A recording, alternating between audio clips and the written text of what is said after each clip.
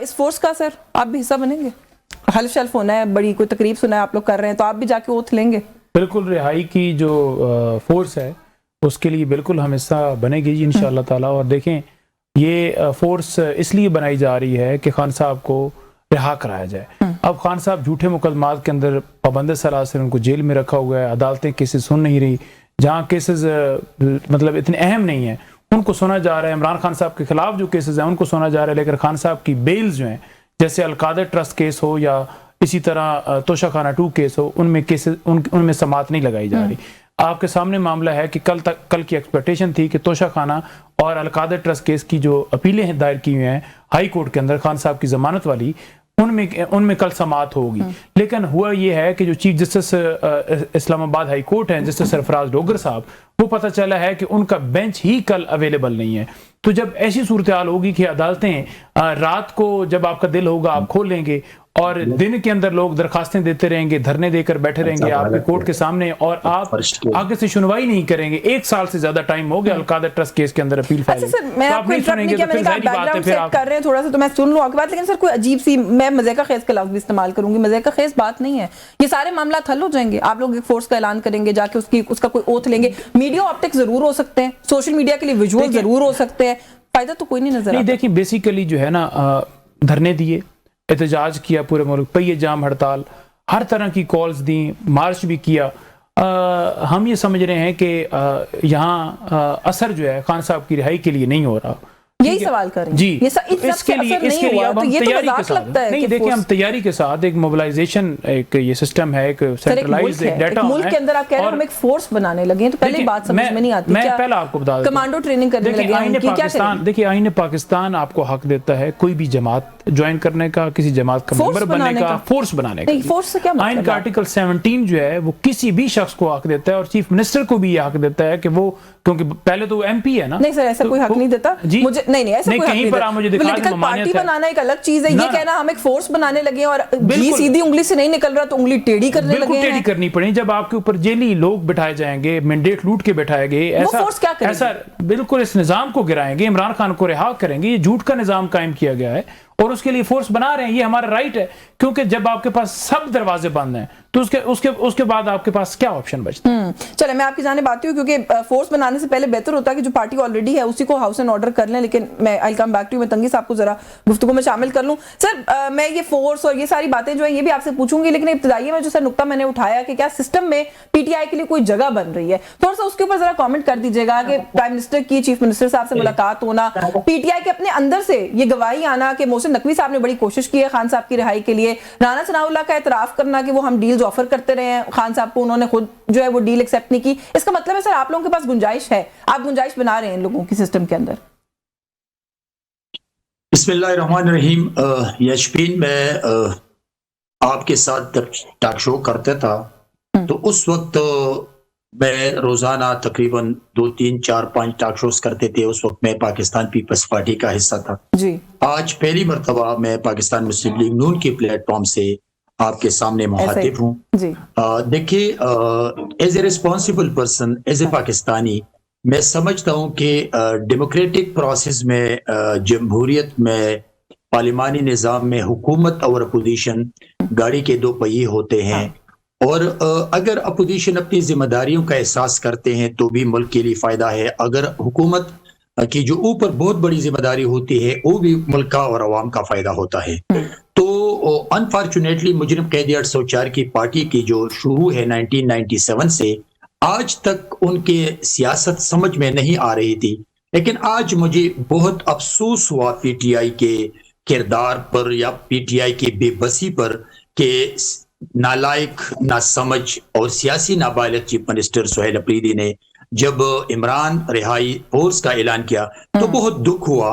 اور یہ اس لیے مجھے دکھ ہوا کہ آج اتنا بے بس مجھے نظر آ گیا کہ اگر یہ سیاست کرتے تھے اور یہ سیاسی جماعت کے طور پر پاکستان میں اپوزیشن میں یا حکومت میں عوام کی خدمت کے لیے، پاکستان کی خدمت کے لیے، عوام کی ترقی کے لیے، پاکستان کی ترقی کے لیے، اداروں کی ترقی کے لیے اگر ان کی سوچ پازیٹیو تھی تو آج ان کے سامنے یہ نوبت نہ آتی کہ یہ بے بسی کے عالم میں یہ عمران رہائی فورس کے اعلان نہیں، لیکن تنگی صاحب آپ نے کہیں نہ کہیں خود کو، اپنی حکومت کو، اس سسٹم کو کویسچن نہیں کیا کہ ایک سیاسی جماعت کیوں مجبور ہوئی کہ اس طرح کے اعلانات تک پہنچ گئی، فورسز بنانے کی بات کر رہے ہیں، ان کا لیڈر ہے، ایکس پرائم منسٹر ہے، آپ نے آئسولیشن میں رکھا ہوا ہے، ملاقات نہیں ہونے دیتے، یہ سوال نہیں پوچھا سر؟ یاشپین یہی تو میں آپ کو کہہ رہا ہوں نا کہ اگر یہ سیاسی جماعت بن کے فیصلے کرتے تو آج یہ نوبت نہ ہوتی، لیکن کب یہ سیاسی جماعت بنی ہے، کب ان لوگوں نے ایز اے پولیٹیکل جماعت کی اس نے فیصلے کیے ہیں؟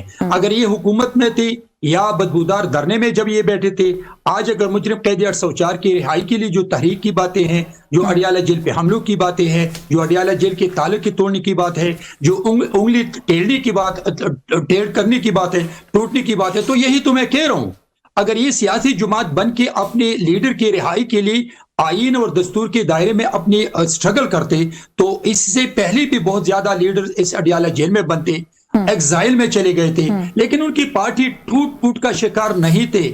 جب ایگزائل میں لیڈر چلے جاتے تھے یا جیل میں چلے جاتے تو اس کے بعد اس کی پارٹی میں اور قوت بن جاتی تھی۔ سر وہ لیڈرز ڈیل کر لیتے تھے نا سر، وہ لیڈرز ڈیل کر لیتے تھے، یہ تو ایک ایسے لیڈر ہیں جن کا اعتراف آپ کی جماعت کے لوگ کر رہے ہیں کہ ہم ڈیل کہتے ہیں، یہ ڈیل کو مانتے نہیں ہیں۔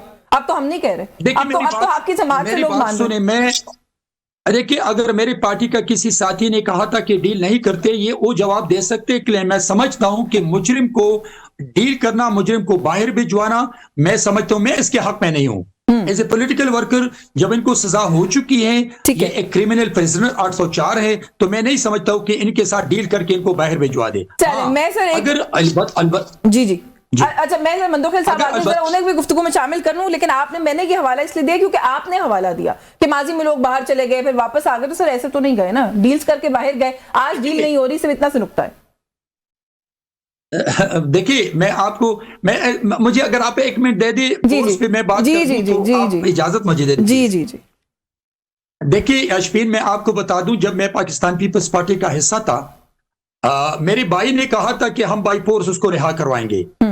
شہید محترمہ بینظیر بھٹو نے 1998 میں ایک کمیٹی بنائی تھی، اس کا نام تھا زرداری رہائی کمیٹی، اور بی بی نے مجھے اس وقت NWP تھا اور آج خیبر پختونخوا مجھے صوبائی صدر بنایا، اور پھر 2 سال کے بعد ملتان کنونشن میں انفوز مرکزی چیئرمین بنا زرداری رہائی کمیٹی کا۔ لیکن ابھی جو میرے بھائی نے کہا کہ ہم ان کو رہا کروا دیں گے، اس کمیٹی کا مقصد یہ تھا پولیٹیکل سپورٹ دینا، مورل سپورٹ دینا۔ میں پوری پاکستان میں ریلیز نکالتے تھے، میں کنونشن کرتے تھے، میں سیمینار کرتا تھا، اور میں نے مندوخیل صاحب کو شامل کر لوں۔ I have taken your point۔ میں یہ سوال دوبارہ پوچھوں گی پنجھوتا صاحب سے کہ وہ ایک اور مقصد کے لیے تھا، جب آپ یہ کہتے ہیں کہ اب ہم رہائی کروا لیں گے تو پھر اس سے کیا مراد ہے؟ میں اس پہ بات کرتی ہوں۔ مندوخیل صاحب بہت شکریہ سر آپ کا، آپ کے وقت کے لیے۔ سر زرداری صاحب کی بات کرنے کا انداز، ان کے وہ جو سیاسی بیانات دیتے ہیں، ایون مخالفین کے بارے میں جو بات کرتے ہیں، ان کا ایک انداز گفتگو ہے، ایک طرز بیان ہے، وہ ایک سرٹن طریقے سے بات کرتے ہیں۔ بہت زیادہ ناراضگی کا اظہار اور بڑے سخت سٹیٹمنٹس عمران خان صاحب کے خلاف ہم نے دیکھا ہے کہ ان کی طرف سے آئی ہیں۔ یہ جو ایک شفٹ آف ایٹیٹیوڈ ہمیں نظر آیا ہے سر، اس کے پیچھے کوئی خاص وجہ؟ نہیں اشوین، بالکل خاص وجہ نہیں ہے۔ آپ کو یاد ہوگا ابھی مہینہ ڈیڑھ پہلے حامد میر صاحب کے پروگرام میں زرداری صاحب سے جب سوال کیا تھا جیل کے حوالے سے، تو انہوں نے کہا کہ جیل پوچھتی ہے 2 سال بعد، جیل بتاتی ہے کہ بابا میں جیل ہوں۔ اسی پیرا میں انہوں نے کہا کہ آج ابھی 2 سال یا 1.5 سال ہوئے خان صاحب کو، تو یہ ساری باتیں کیوں آ رہی ہیں، اور یہ ساری باتیں کیوں آ رہی ہے اس طرح سے کہ ڈیل ہو رہی، ڈیل نہیں ہو رہی۔ میں آپ کے سامنے چند دلائل رکھ دیتا ہوں۔ پہلے تو میں ہمارے مسلم لیگ نون کے دوست کو یہ بتانا چاہ رہا ہوں کہ آپ نون لیگ کے بارے میں زیادہ نہیں جانتے ہو، تاریخ نہیں پتا۔ نواز شریف صاحب سزا یافتہ تھے تب باہر گئے، اور اس وقت بھی ہم نے یہ کہا کہ عدالتوں کو تالے لگائے جائے جب ایک شخص کو عدالت سزا دیے اور آپ جہاز میں بٹھا کے ان کو لے جا رہے، تو تھوڑا سا تاریخ درست کرنے کے لیے میں نے ایک بات کی ہے۔ آپ سوال یہ کہ عمران خان صاحب کے ڈیل، 2-3 چیزیں میں آپ کے سامنے رکھ دیتا ہوں۔ ایک تو سلمان صفدر صاحب جب عمران خان صاحب سے ملاقات کے لیے گئے تو 3-3.5 گھنٹے ملاقات کے بعد جب باہر آئے تو آپ میڈیا نے ان سے پوچھا کہ عمران خان صاحب کی طبیعت، اس نے کہا بالکل فرسٹ کلاس ہے۔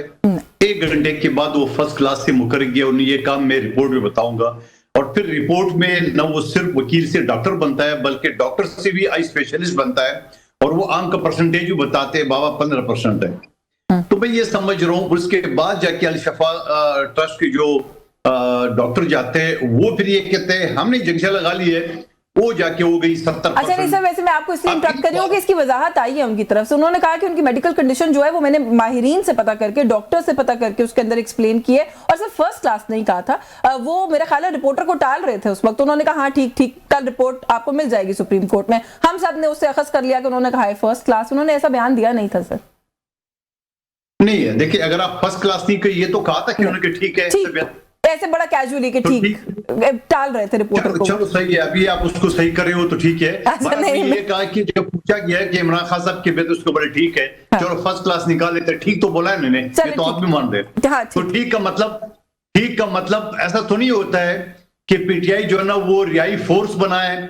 ठीक का मतलब ये तो नहीं हुआ कि 4 दिन से पुख्तनख्वा के रोड सारे ब्लॉक करके। ठीक का मतलब तो नहीं है कि रमजान का कल पहला रोजा है और वहाँ जो सामान या रोजादारों के लिए जो चीजें ले जा रहे थे वो 4 दिन से मिले नहीं है, और कल पहला रोजा है, पुख्तनख्वा में क्या सूरत है। लेकिन इससे पहले क्या अलीमा बीबी का वो बयान आपको याद नहीं है जिन्होंने कहा, इसे तो इनकार कोई नहीं कर सकता है कि खान से आपको क्या चाहिए, क्या लिख के दे दे आप इनकी जान छोड़े।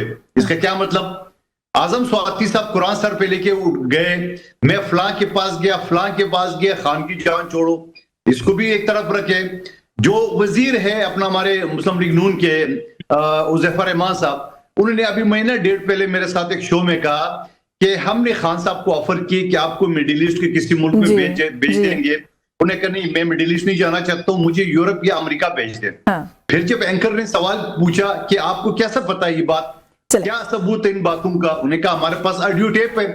ये मौजूदा हुकूमत का मौजूदा वजीर कह रहे हैं, आप चैलेंज करें। बिल्कुल ठीक है, नहीं मैं चैलेंज नहीं करूंगी इस बात को, लेकिन मंदोखेल साहब मुझे इजाजत दें, मुझे ब्रेक लेनी है। उज़ैफर रहमान साहब अपनी उस बात से बाद में by the way back track कर गए थे, वो मुकर गए थे, और हुकूमत के एक सीनियर वजीर, बहुत सीनियर वजीर जो करीब समझे जाते हैं पीएमएलएन की लीडरशिप के, राना सनाउल्लाह साहब ये कह रहे हैं कि हमने 2 मरतबा बाकायदा डील ऑफर की है, इमरान खान साहब डील लेने को तैयार नहीं है।